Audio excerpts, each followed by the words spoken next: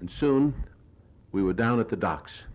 And there we found units of the 101st Airborne Division carrying everything they could carry by hand, boarding landing craft that were so heavily laden they had to be pushed off the docks by trucks, as you see in this manner. And these men were being taken out to larger craft and boarded for the invasion. And here we see several units carrying grenades, bazookas. They didn't have an opportunity to load this aboard jeeps that were not fully available at this particular moment. We were aboard a fleet of LCIs, and here shown with the commander of the invasion group in the center, and the captain on the right, rather the captain of our ship, Lieutenant Patton, was in command of the LCI number 5, and we found out that he participated in several invasions in the Mediterranean area, and we felt rather confident that he knew what he was doing. But we stayed aboard this ship for almost 5 days. This is the commander of the squadron. I remember Lieutenant Patton's name well because we were with him for so long. Wes Haynes was trying to get ready for the trip into Paris. I think he was premature. And these are units of the 101st Airborne Division aboard our landing craft, amusing themselves. And I don't have to tell you who this man is imitating. He was a Notre Dame football player at one time, and I was told later on that he was killed in the action. Of course, every ship had a mascot, and ours was no different, but the boys provided for their mascot's welfare with the making of a life preserver, just like the ones that they wore themselves. And then one afternoon, Lieutenant Patton briefed the crew and told them that we would be sailing that afternoon. And they let out a cheer because this is the job they were waiting for. They wanted to get it done and go home. And here we see the LCI number 4 with the commander moving out into the channel. And this was a tremendous sight to see ships from one end of the horizon to the other. Ships of all kinds. They tell me there was well over 1,000 ships. But even so, we thought this was just another exercise. As we continued on, we felt that we'd be turned around, go back and try again another day. But when we continued on into the night, we knew it was the real thing. At one time, we had a bit of a scare. They said there was a submarine in the area, and one of the DE boats threw some bombs into the channel. And they exploded, but we never saw any attack at all.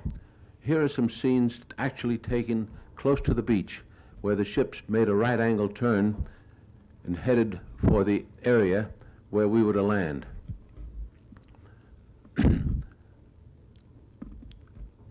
That is a DE boat in the distance. And of course, we were on the alert for any kind of attack, even airplane attacks. Fortunately, our Air Force did their job well, and at no time did I know of a German attack, except after we had landed, 2 planes attempted to strafe the beach, and I happened to be in the area. Now, these are some scenes that I took with my camera that was reduced to 16 millimeter. This particular scene of these men going ashore was taken by an automatic camera aboard a British landing craft, and they were the first men to land. The reason it was taken by an automatic camera was because they wanted to have a record of what happened should the landing fail. At least they might have a record if they were able to recover the film of what happened and how to avoid it if they had to try another attack. But here are some scenes landing on the Utah beach, and this is the way we went ashore. This is, again, is at the British beach, but you notice the men didn't dash ashore after being aboard a landing craft for 5 solid days. They just walked slowly and cautiously, fearful of bombs and mines that were sown in the area. You notice they had their rifles wrapped in cellophane. But this is the way we had to go ashore. And I needn't tell you that a lot of the boys didn't make it. Here's one of the famous scenes taken from black and white film of 2 men being shot down right before your eyes. Here is Pete Carroll and Wes Haynes carrying our own equipment, and the ship is grounded on the beach. The section of the beach we were on was being attacked by enemy fire, and in the previous shot you could see a bomb actually land not too far from where we were. There it is again. And the bulldozers were trying to clear roads to let our jeeps and tanks move forward. And even though it was June, the area was quite cold, as it usually is in that part of Normandy. Of course, the men dug their foxholes a little deeper, and we had the good fortune of finding a concrete wall which helped serve as protection. But even now, we're taking some of our wounded back to the beach so they can be transferred back to England. But when the tide went out, the ships could not come in close, or those that went aground had to wait for high tide to be refloated if they weren't hit. We stayed on the beach the first night and lived in a foxhole, and soon we showed some of the first prisoners taken in the area late the first day, who were captured close to the beach and were sent back to England because there was no room to keep them there. This is our first command post, where General Collins on the left is talking to some of his officers, and we were able to get some of the first hot food at this place, and I didn't realize how hungry I was until I saw these pictures. There's Larry LeSueur again and Bob Landry on the right. Bob Landry was covering the war for Time and Life. And although it kept me very busy for 8 solid days, I used up all the film I had and decided to go back to France to get some more and probably to get a bath. I hadn't had my clothes off during that entire time. And my landing at England took place at a place near Bournemouth. It almost looks like the cliffs of Dover that everyone is familiar with, but it was a beautiful sight to see the coast of England and know that I could get some rest after a while. But didn't realize it at that time that the buzz bombs would start coming over, and here we see some of them flying over the English coastline. And these buzz bombs were a terror weapon. They didn't know where they would land, but the British were quick to set up machine guns and anti-aircraft fire to knock them out of the sky, and they managed to shoot down quite a few. They even sent planes up into the sky to knock them out of the air. And of course, sometimes they did get through, and where they fell, they caused considerable damage.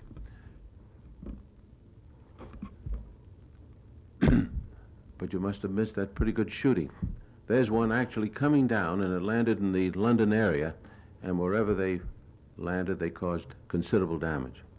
My second crossing of the Channel was made on an LST, and this time with units of the 3rd Armor Division that was sorely needed because they were bringing over more tanks and vehicles to carry us in the direction of Cherbourg, because we needed a port badly. The LST was manned by a British crew. That's the captain in the British uniform. But we were in a long convoy of many of them, everyone loaded to the gills with equipment that was sorely needed. But here you'll get an idea of what the beach looked like, and these ships are actually waiting for the tide to recede so they could send their equipment ashore without going through deep water. On D-Day, they had to go through the deep water.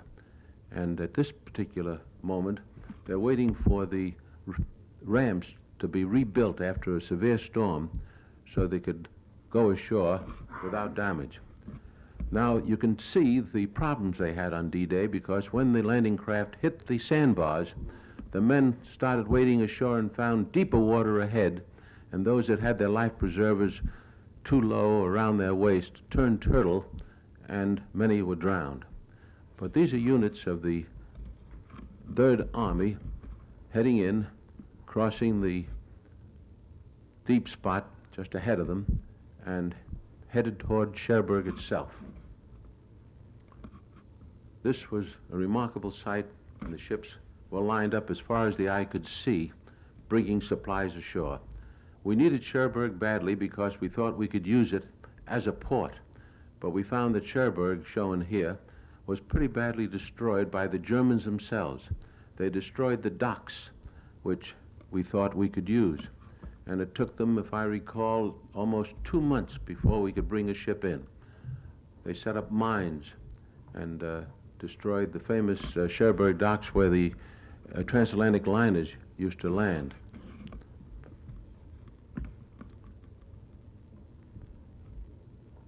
They not only destroyed the docks, but also the inland bridges that crossed the rivers that entered the Cherbourg area, the canals.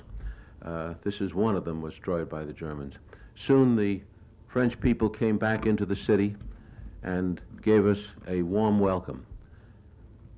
And soon we found the prisoners, and I think they took something like 16 or 18,000 men out of the Cherbourg area, and they're still holding their personal belongings, marching toward the beaches because they had to be transported to England and some eventually to the States to be held in prisoner of war camps.